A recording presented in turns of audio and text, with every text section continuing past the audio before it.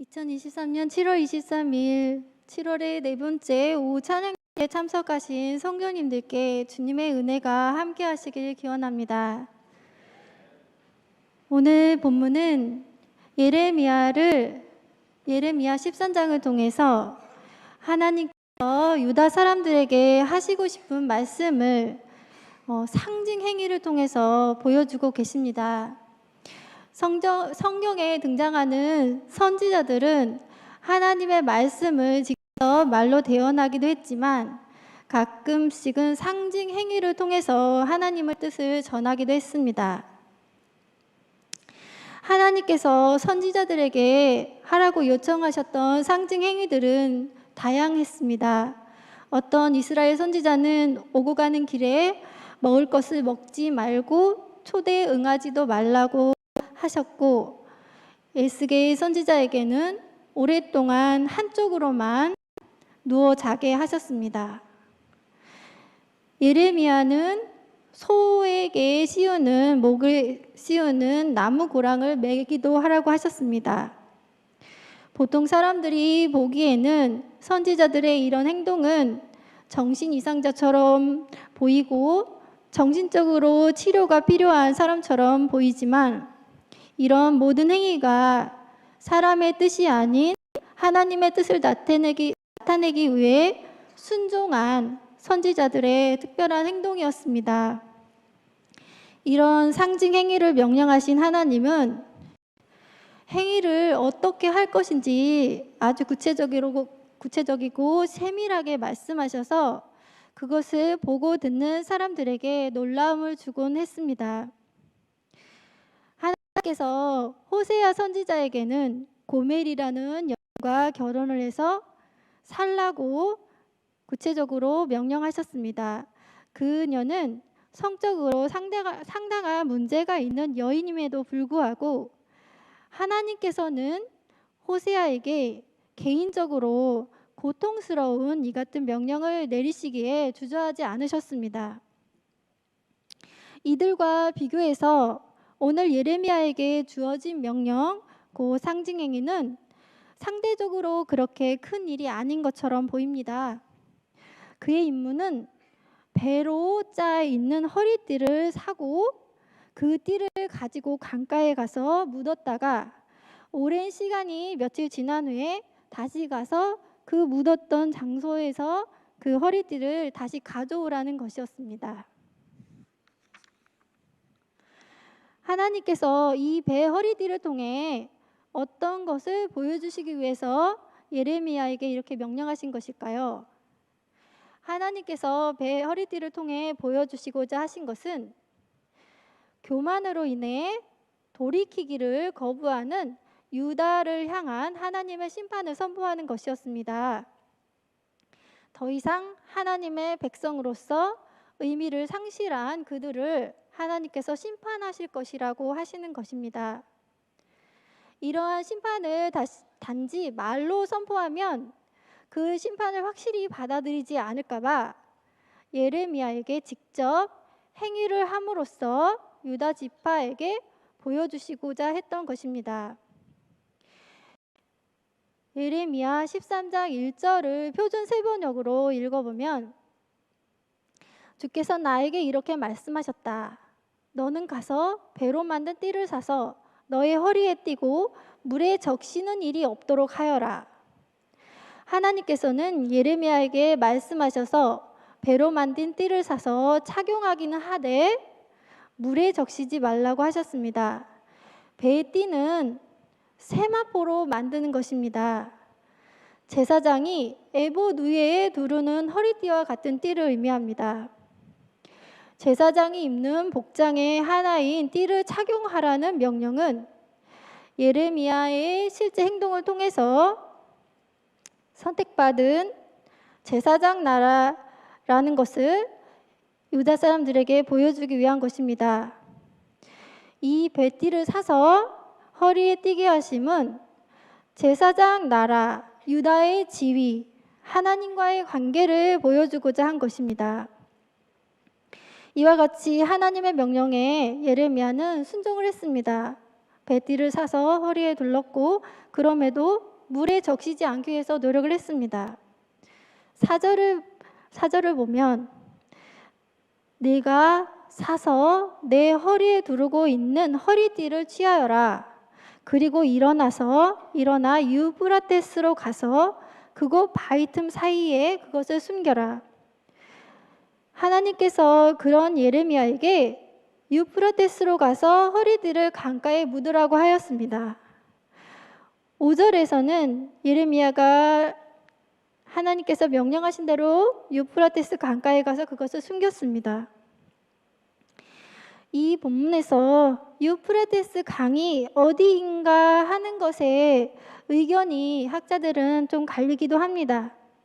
유프라테스가 일반적으로 생각하는 이라크 땅에 흐르는 유프라테스 강인지 하는 것을 놓고 의견이 분분합니다. 왜 이것이 주목의 대상이 되냐면 유프라테스라는 성경의 강이 실제 유프라테스 강이라면 유대에서 유프라테스 강까지 가는 데는 왕복 1200km에 달하는 거리가 있기 때문입니다. 걸어서 가려면 최소 한 달은 걸리는 거리입니다.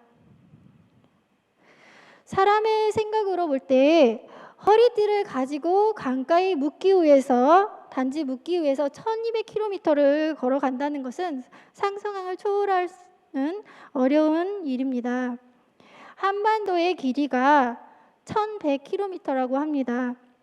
그러니까 예레미야는 요즘에도 또 예레미야가 살던 2400여 년 전에도 허리띠 하나를 가지고 한반도의 최남단에서 압록강까지 100km 이상을 걸어가야 했던 것입니다. 그리고 그 일은 한 번만 하는 것도 아니었습니다. 한 번 더 며칠 후에 다녀와야 했던 것입니다. 정상적인 사람이라면 하나님께 이렇게 말했을 것입니다. 하나님께서 나에게 왜 이렇게 하시는 것일까? 그러나 하나님께서는 이 명령을 예레미야에게 선포하셔서 듣고 있는 유대인들이 이 썩은 띠를 통해서 우상 숭배를 하는 유다가 이 썩은 띠처럼 하나님께서 썩게 하겠다. 심판을 경고하시는 것입니다.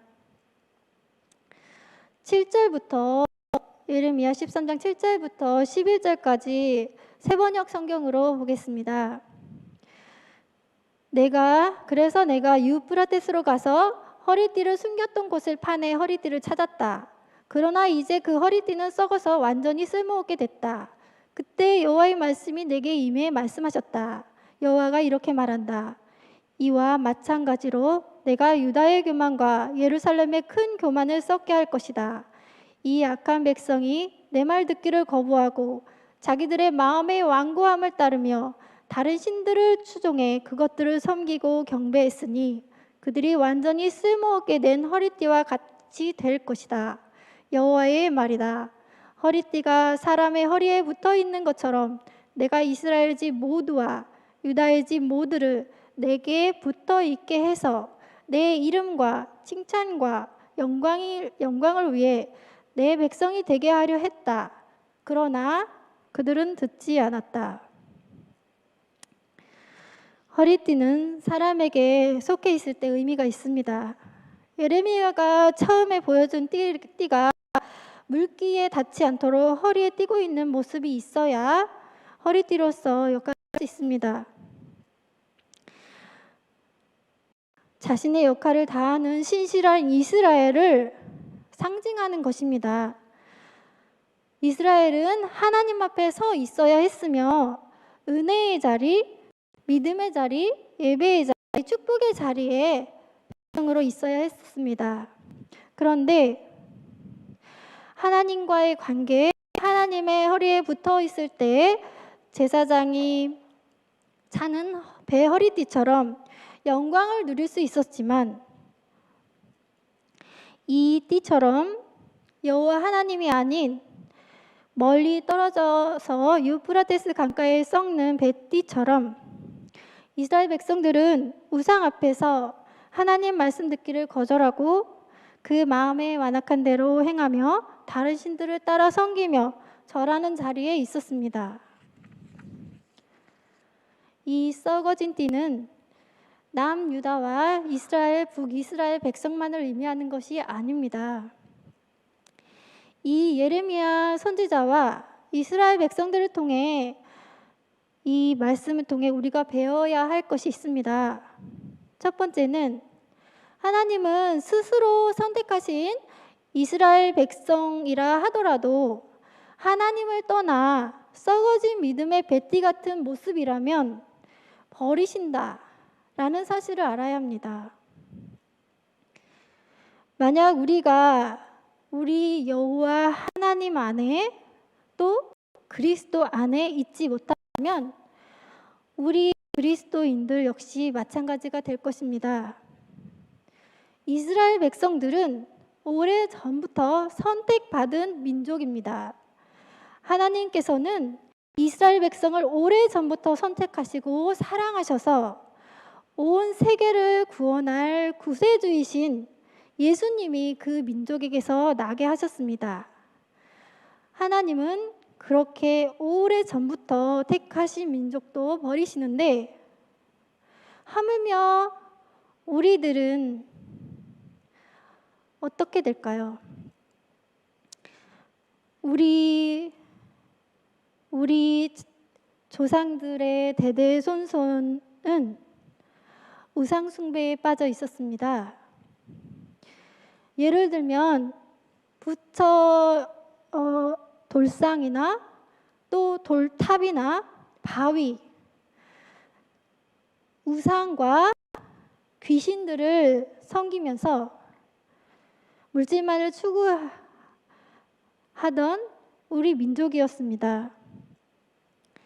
우리의 오래된 조상들은 나와 내 자손들만 먹을 수 있고 잘 지내면 괜찮다는 생각, 그리고 과거에는 이 세상에서만이 삶이 끝이라고 생각하면서 먹고 마시고 살다가 끝나는 한탕주의의 방탕한 삶을 살면서 처음부터 기독교를 거부하던 민족이었습니다. 그런데 가까스로 먼 몇 천리나 되는 이 동양의 구석에 있는 우리나라에 목숨을 걸고 복음을 전하러 온 선교사들을 통해 복음을 우리가 전해 듣고 이 세상의 창조주이신 여호와 하나님을 알게 되었습니다. 그래서 우리들이 해결할 수 없는 수많은 죄를 지었던 우리도 구원해 주시기 위해 피 흘리신 예수님을 알게 되고 예수님의 보혈을 통해 하나님의 백성이 될 수 있었습니다. 하지만 현재 우리들의 신앙은 어떻게 이어지고 있을까요? 하나님께서 주시는 평안으로 주일에 아버지 하나님의 이름을 부르며 예배드리며 살게 된 우리들, 정말 하나님의 자녀답게 살고 있을까요? 예레미야 시대에 이스라엘 백성들도 성전에 나와서 예배드리며 하나님을 부르고 있지는 않았을까요? 하나님께서는 이스라엘 자녀들도 하나님에게서 떠나버리면 이렇게 심판하신다고 예레미야를 통해 말씀하셨습니다. 하나님께서는 지금 우리에게도 말씀하십니다. 이방인을 전도하는 전도자, 이방인에게 복음을 전하기 시작한 전도자 사도 바울은 로마서 11장 16절에서 30절까지 이렇게 이방인인 로마인에게 전해주고 있습니다.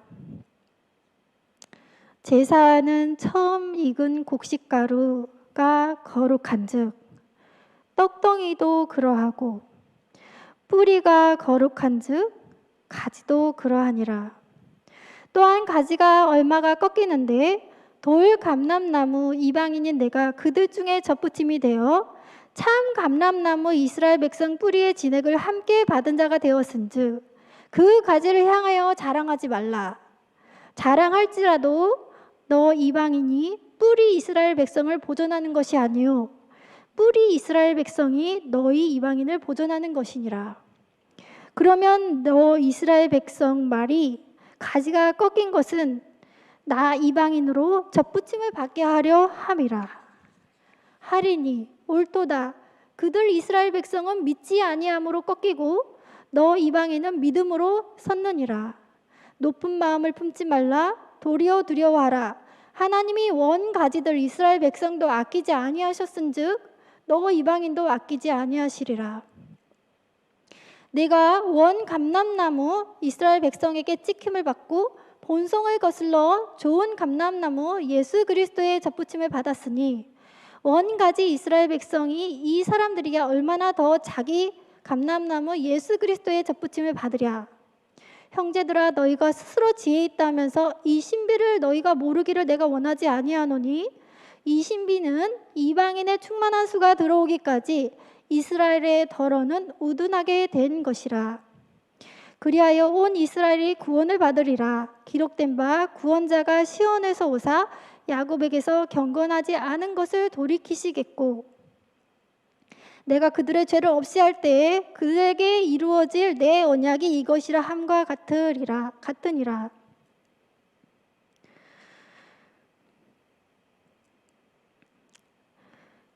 내가 그들의 죄를 없이 할 때에 그들에게 이루어질 내 언약이 이것이라 함과 같으니라. 복음으로 하면 그들 이스라엘 백성이 너희 이방인으로 말미암아 원수된 자요 택하심으로 하면 조상들 이스라엘 백성으로 말미암아 사랑을 입은 자라.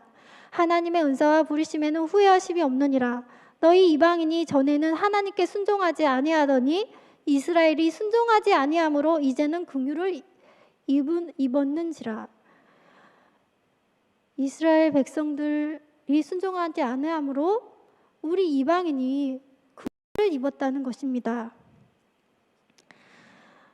이 세상에서 살 때에 우리에게는 많은 시험과 유혹이 있습니다. 하나님께서는 데살로니가 5장 22에서 23절에서 바울을 통해 이렇게 우리에게 말씀하십니다. 세상이 아무리 악할지라도 우리들은 악은 어떤 모양이라도 버리라. 평강의 하나님이 친히 너희를 온전히 거룩하게 하시고 또 너희의 온 영과 혼과 몸이 우리 주 예수 그리스도께 강림하실 때에 흠 없게 보존되기를 원하노라. 우리는 본래 이방인으로서 예수 그리스도를 통해 용서받은 죄인들입니다. 우리가 예수님께 구원받을 수 있도록 택함을 입은 것은 우리가 똑똑한 사람들이어서가 아닙니다. 우리가 구원을 받을 수 있는 사람으로 택을 받은 것은 우리가 이 사회에서 잘 적응하고 사회에 보탬이 될 만한 훌륭한 사람의 능력이 있는 사람이어서 하나님이 우리를 택하신 것이 아닙니다. 우리가 구원받을 만한 사람으로 선택을 받은 것은 이 세상에 선한 영향력을 많이 끼칠 수 있을 만큼 높은 자리에서 쓰임을 받을 만한 사람이라서 선택하신 것이 아닙니다.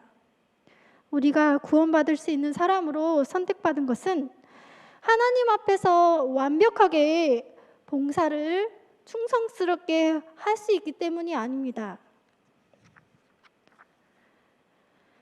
우리가 예수님께 구원받을 수 있는 자녀로 선택받은 이유는 우리가 용서받지 못할 큰 죄인임을 자복하고 회개하며 하나님께 나아왔기 때문입니다. 예수님은 고아와 과부와 가난한 자들의 편에 서시고 그들에게 구원받을 수 있는 길을 보여주시고 그들을 가까이 하셨습니다. 예수님은 우리에게 하나님 나라 천국에 대한 소망을 주시고 이 세상이 아닌 다음의 세상에 대한 믿음을 주시고 구원을 받고자 하는 갈망을 주셨습니다. 그런 예수님 앞에 우리는 나 자신이 원래 용서받지 못할 죄인이었다는 것을 기억해야 합니다. 그리고 예레미야 오늘 상징행을 통해서 배워야 할 것은 두 번째, 이스라엘 백성들처럼 선지자들의 말을 경청하고 들을 때 다음 세대에 신앙이 전수된다는 것입니다. 총신대 기독교학과 함영주 교수라는 분이 청년들이 교회를 떠나는 이유에 대해서 조사했습니다. 함영주 교수는 청년들이 교회를 떠나는 이유를 핵심적으로 5가지를 압축했는데 첫째, 둘째, 셋째만 말씀드리겠습니다. 교회를 왜 떠날까요? 기독 청년이. 첫째는 목회자에 대한 실망감 때문입니다. 목회자가 말씀을 잘 전하지 못하고 이런 것이 아니라 목회자의 인성, 말투, 언행 일치가 안 되는 점, 인격적이지 못한 점, 이런 거라고 합니다. 두 번째는 청년부의 공동체적인 이유 때문입니다. 이 응답자들은 교회는 누구라도 오갈 수 있는 곳이어야 하는데 지금은 형식이 많아져서 진입 장벽이 높아진 것 같다. 내가 필요할 때 의지할 수 있고 먼저 생각나는 게 교회여야 하는데 그렇지가 않다라고 답을 했습니다. 세 번째, 교회를 떠나는 이유는 개인 신앙에 대한 회의감 때문입니다. 종교에 대한 회의감이 높이 느껴지고 있는데요. 대부분이 교회에서 영적 필요가 채워지지 않는다고 대답했습니다. 청년들이 교회에서 영적 필요가 채워지게 하려면 어떻게 해야 할까요? 그들이 영적 필요가 채워지려면 그들이 하나님을 만나야 하는 것입니다. 우리 믿음의 선조들이 신앙을 처음에 가졌던 믿음의 환경은 어떤 환경이었을까요? 처음 우리나라에 복음이 전해졌던 조선 후기에는 선교사들로부터 복음을 받아들인 이후 하나님의 말씀에 목숨을 바쳐 순종했습니다. 조선시대 말에 기독교를 믿게 되면 목이 베이는 사형 선고를 받는 어려움 속에서도 목숨을 바치며 순교를 통해서 믿음을 얻어갔습니다. 일제시대에는 일본 황제의 고개를 숙이라는 핍박에도 자신의 목숨과 평안을 위해서 그까이 거 한번 고개 숙이지 라고 생각하지 않고 신사참배를 거부하며 고문과 가난을 참아냈습니다. 6.25 전쟁 중에도 우리 믿음의 선조들은 포탄과 잠잘 곳이 없는 상황 속에서도 피난 가는 곳마다 교회 공동체에 모여서 하나님께 예배드리며 하나님께 예배드릴 수 있음에 감사해 했습니다. 그 이후 공산주의 사상과 여러 성공을 추구하는 기회주의적인 나만 잘 먹고 잘 살면 잘 되면 된다라는 사회 분위기에 있었어도 그리고 하나님을 섬기지 못하게 하는 공산주의 사회적인 분위기에 있어서도 굴복하지 않고 가난한 생활 속에서도 감사해야 하면서 믿음을 이어갔습니다. 믿음의 선조들은 그 굳건한 변치 않는 모습을 통해 자녀들에게 믿음을 전수시켰습니다. 그리고 믿음의 선조들은 자신을 영적으로 양육하는 목회자들을 귀하게 여겨서 목회자들을 위해 기도하였습니다. 제가 예를 들어 보겠습니다. 부모가 자녀를 양육할 때 자녀들 앞에서 할아버지 할머니에 대해서 험담을 한다면 그 자녀들은 부모의 태도를 보고 조부모님들을 싫어하거나 멀리하게 될 것입니다. 우리는 자녀들을 육적으로 양육하는 부모입니다. 그런데 목회자들은 우리 자녀들을 영적으로 양육하는 조부모님이나 다름이 없습니다. 우리 자녀들 앞에서 목회자를 비판하고 험담한다면 우리 자녀들에게는 목회자들의 말이 신뢰가 되지 않고 또 목회자들이 전하는 하나님의 말씀에 대한 믿음도 심어지지 않을 것입니다. 왜냐하면 사춘기 이전의 자녀들은 부모의 신앙 모습을 롤 모델로 삼고 신앙을 키우기 때문입니다. 우리가 다음 세대에 믿음을 전해주고 이어가게 하고 싶다면 반드시 마음속으로 혼자서 목회자를 유혹한다 할지라도 자녀들이 보는 앞에서는 목회자의 권위를 존중하고 하나님의 말씀을 가리키는 영적 조부모님이라고 생각하고 대해야 합니다. 그렇지 않으면 믿음의 다음 세대, 믿음의 청년들은 영적인 부모로 인한 인도를 받는 하나님을 만날 수 없습니다. 영적인 부모로 인해 하나님을 만날 수 있는 기회를 잃어버리고 말 것입니다.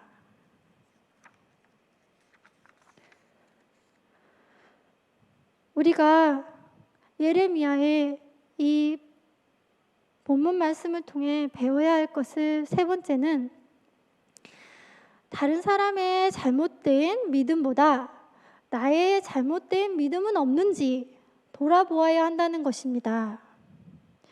우리의 구세주 되신 예수님께서는 하나님 아버지께 기도하는 방법을 우리에게 가르쳐 주셨습니다. 그것은 주기도인데요. 그 기도에는 이런 구절이 있습니다. 누가복음 11장 1절에서 우리가 우리에게 죄 지은 모든 사람을 용서하오니 우리 죄도 사하여 주시옵고 우리를 시험에 들게 하지 마시옵소서 하라. 마가복음 11장 25절에 서서 기도할 때에 아무에게나 혐의가 있거든 용서하라. 그리하여야 하늘에 계신 너희 아버지께서도 너희 허물을 사하여 주시리라 하시니라.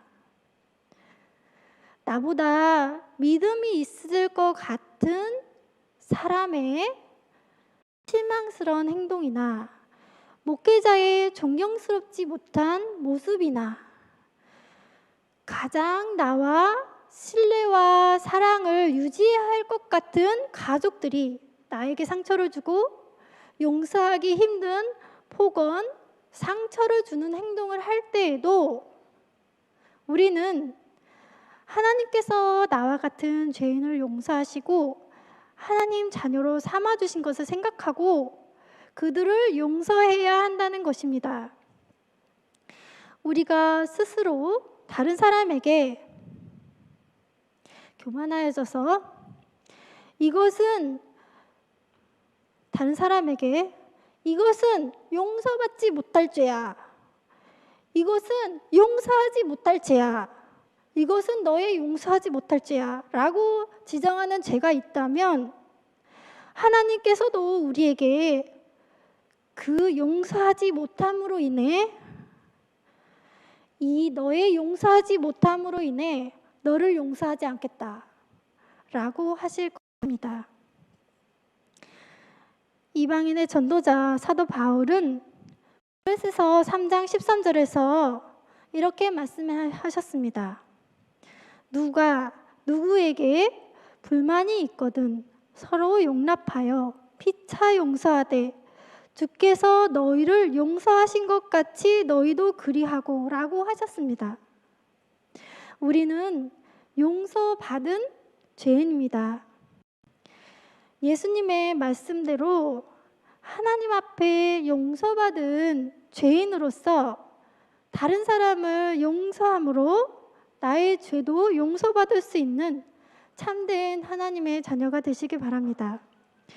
우리가 이스라엘 사람들처럼 베띠같이 스스로 교만하여 하나님을 떠나 세상을 따르며 살게 된다면 하나님께서 그렇게 아끼시는 이스라엘 백성들을 포로로 버리시고 심판하신 것처럼 우리도 구원의 길에서 버림받을 수 있음을 기억하며 두렵고 떨림으로 구원을 이루시기 바랍니다.